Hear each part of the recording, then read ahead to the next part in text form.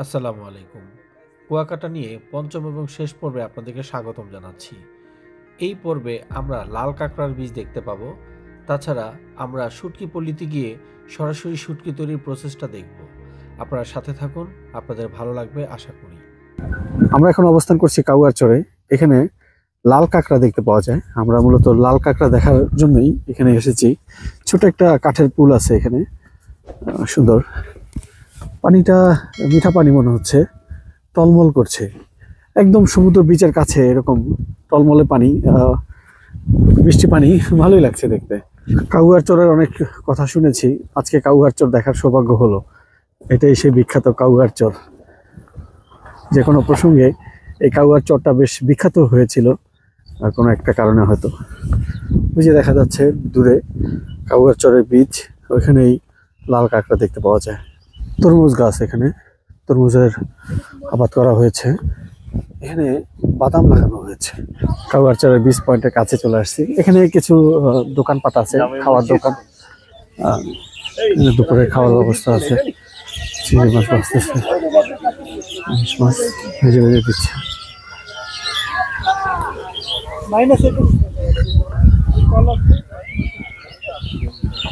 ঝাউবনগুলো দেখতে বেশ ভালো লাগছে।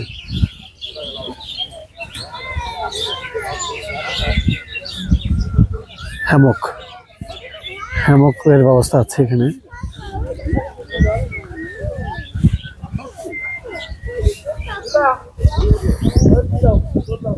লাল কাঁকড়া দৌড়াদৌড়ি করতেছে। কাছে গেলে আসলে এই যে দেখতে পাচ্ছেন, লাল কাঁকড়া দৌড়াদৌড়ি করতেছে। ওদের কাছে গেলে আসলে ওরা দূরে পালায়, গর্তের ভিতরে ঢুকে যায়। তাই তো দূর থেকেই আমাদের দেখতে হচ্ছে। তারপর কাছে যাওয়ার চেষ্টা করি। না, মনে নেই। ও ভং ধরে আছে। তুমি কেমন আছো? এই লাল কাঁকড়াটাকে দেখলে মনে হবে যে সে বোধহয় মৃত, কিন্তু আসলে সে মৃত না, জীবন্ত। সে আসলে দেখেন দুই চোখ বড় বড় করে দেখতেছে আমরা আসলে কি করতে চাচ্ছি তার সাথে। তো লাল কাঁকড়া দেখে আসলে খুব ভালো লাগলো। সে গর্তে ঢোকার চেষ্টা করতেছে, আমরাও তাকে ঢোকার সুযোগ করে দিচ্ছি। আসলে সে কিভাবে ঢুকে এটাও আমাদের দেখার বিষয় ছিল। তো সে তার নিরাপদ আশ্রয়ে যাক। যদিও সে জানে না আসলে আমরা তাকে দেখার জন্য এত কষ্ট করে এসেছি এবং তার কোনো ক্ষতি করব না। আসলে আল্লাহ কত ছোট ছোট প্রাণকেও নিজস্ব একটা জ্ঞান এবং বুদ্ধিমত্তা দিয়ে সৃষ্টি করেছে। দেখেন, আত্মরক্ষার কৌশল সে নিজে নিজেই প্রকৃতি থেকে শিখেছে, বা আল্লাহ তাকে হয়তো সেই জ্ঞানটা দিয়ে দিয়েছে। সে দেখেন তার একবারে বডিটাকে পুরো গর্তের মধ্যে ঢুকিয়ে দিল। দৃশ্যটা খুবই চমৎকার, ভালো লাগলো এরকম একটা দৃশ্য ধারণ করতে পেরে। ধন্যবাদ। দূরে লাল কাঁকড়া দেখতে পাচ্ছেন, কাছে গেলে এই লাল কাঁকড়াগুলো পালিয়ে যায়। এবং মজার ব্যাপার হচ্ছে প্রত্যেকেরই নিজস্ব কিন্তু একটা ঘর আছে। দেখেন, ওই ঘরের মুখেই তারা কিন্তু দাঁড়িয়ে থাকে। আমরা যখনই ভিডিও করতে করতে সামনের দিকে এগোচ্ছি, তারা কিন্তু টপ করে তাদের ঘরের মধ্যে ঢুকে পড়ে। এটা তাদের পালানোর একটা কৌশল। আমরা অবশেষে সফল হয়েছি একটা লাল কাঁকড়া ধরার জন্য। যদি আমরা এটাকে ছেড়ে দিব, মারবো না, তো হাতে নিয়ে একটু আসলে দেখছি। আমাদের সফর সঙ্গী রাশেদ ভাই, যার গাড়িতে করে আমরা আসছি, তার নিপুণ কৌশলে এই কাঁকড়াটাই ধরা পড়লো। তো কাঁকড়াটিও বাঁচার জন্য চেষ্টা করবে, আমরাও কাঁকড়াটিকে আসলে মারবো না। কামড় দিবে না? কামড় দিবে না, খুব চমৎকার। ও খুব ভয়ের উপরে আছে, হয়ে গেছে। লাল কাঁকড়া হাতে নিয়ে দাঁড়িয়ে আছি, এই দৃশ্য আসলে খুবই চমৎকার। সে আসলে তার যে চোখগুলো দেখেন, সাদা সাদা চোখ, এই চোখ দিয়ে সে কিন্তু আসলে খেয়াল করতেছে আমি কি করতেছি। এই যে লাল কাঁকড়া, সফল হয়েছি আমরা লাল কাঁকড়া ধরার জন্য। আমাদের যে সফরসঙ্গী রাশেদ ভাই, যার গাড়িতে আমরা এসেছি, তিনি সহযোগিতা করেছেন এই লাল কাঁকড়াটিকে ধরার জন্য।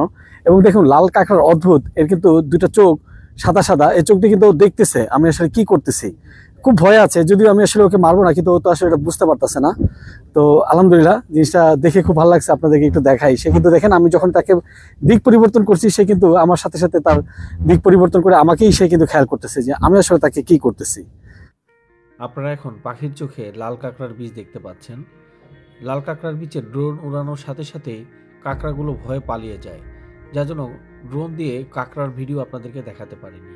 কিন্তু এই ঝাউবনের দৃশ্য আপনারা দেখুন, খুবই সুন্দর।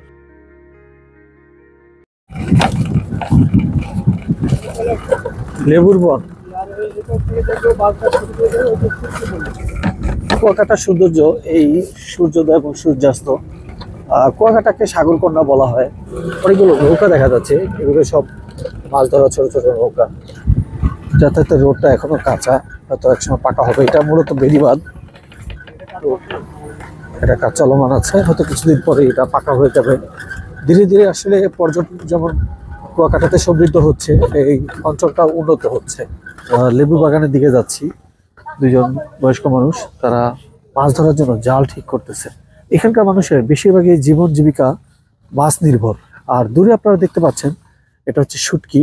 চলুন আমরা শুটকিগুলো কাছ থেকে দেখি। মাছগুলোকে শুটকি করে এখান থেকে বাংলাদেশের বিভিন্ন অঞ্চলে এমনকি বিদেশেও রপ্তানি করা হয় এই শুটকি।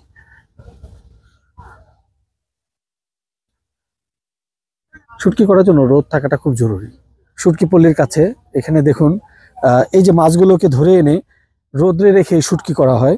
আর এই শুটকিগুলোকে বাংলাদেশের বিভিন্ন অঞ্চলে পাঠিয়ে দেওয়া হয়, এমনকি এই শুটকি রপ্তানি করা হয়। আসলে শুটকি একটু গন্ধ হয়, কিন্তু আমিষের ভরপুর থাকে। অনেকেই শুটকি আমরা পছন্দ করি, কারণ শুটকি বিভিন্নভাবে খাওয়া যায়, রেখে রেখে অনেক দিন পর্যন্ত খাওয়া যায়। তো এটা দেখতে পাচ্ছেন, এটা হচ্ছে শুটকি পল্লী। ওইখানে বড় ছোট ছোট ছুরি মাছও দেখা যাচ্ছে, ছুরি মাছের শুটকি, বিভিন্ন মাছের শুটকি, ফাহা মাছ, জম্বুরা মাছের শুটকি এগুলো।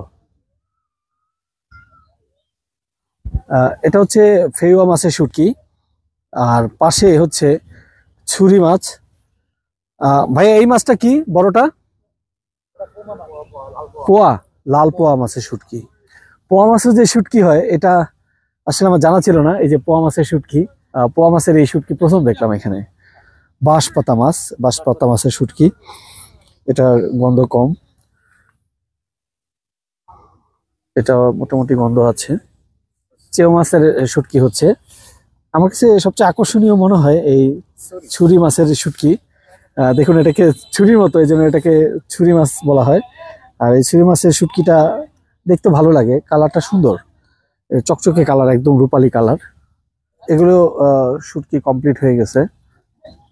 এই ছুরি মাছটা কালারটা একটু ভিন্ন, না বড় সাইজ, এই জন্য বড় সাইজ একটু ভিন্ন কালার হয়। লাক্কা মাছের শুটকি, একটা বড় একটা মাছ, সুস্বাদু,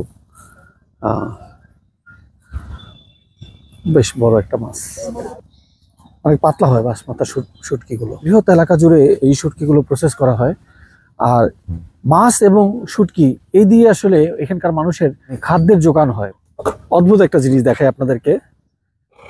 এটা হচ্ছে মূলত মাছের স্কিন বা চামড়া, এই চামড়াটাকে শুটকি করা হচ্ছে। আমার কাছে তো এটা অদ্ভুত লাগছে, এটা মানুষ কিভাবে খায় আল্লাহ ভালো জানে। দেখে তো ভয়ঙ্কর লাগতেছে যে মাছের চামড়া, কিন্তু বেশ কাটালো, মানে ধারালো অনেক। আর এখানে ছোট ছোট কিছু মাছের শুটকি আছে। তো পাখি মাছের একটা শুটকি করা হচ্ছে, গন্ধ আসতেছে এটা থেকে। শুটকি থেকে আসলে একটু গন্ধ আসে, একটু মেনে আসলে শুটকি খেতে হয়। অনেকেই এই গন্ধের জন্য শুটকি পছন্দ করে না বা খেতে পারে না। তো পাখি মাছের বিশাল একটা শুটকি, অনেক বড় মাছ, পাখি মাছ। এই যে এখন যেটা দেখতে পাচ্ছেন, এটা রূপচাঁদা মাছের শুটকি। রূপচাঁদা আমাদের অনেকেরই পছন্দ, রূপচাঁদা আমরা ফ্রাই খেতেই পছন্দ করি। তো সেটাও আসলে শুটকি হয়। এটা হচ্ছে স্টিংরে। তো স্টিংরে ও শুটকি হয় এটা আমার জানা ছিল না। এখানে এসে স্টিংরের ও শুটকি দেখতে পেলাম। কাঙ্গট মাছের শুটকি এটা। শুটকি যখন শুকিয়ে যায় তখন এভাবে করে প্যাকেট করে এই দোকানগুলোতে বিক্রি হয়। তো এখানে দেখুন এগুলো একটা ফিনিশ প্রোডাক্ট, বিশাল মাছ। এটা কি মাছ ভাইয়া? এটা কাইকলা মাছ। কাইকলা মাছ এত বড় হয়? কাইকলা মাছ 720 টাকা কেজি। আর এই ছুরি মাছের শুটকি এগুলো কত করে? 700 থেকে 800 টাকা। ভাই আপনার কাছে নাই লইটা? দেখি শুকানো, পুরোপুরি শুকানো মনে হচ্ছে। এগুলো কত করে?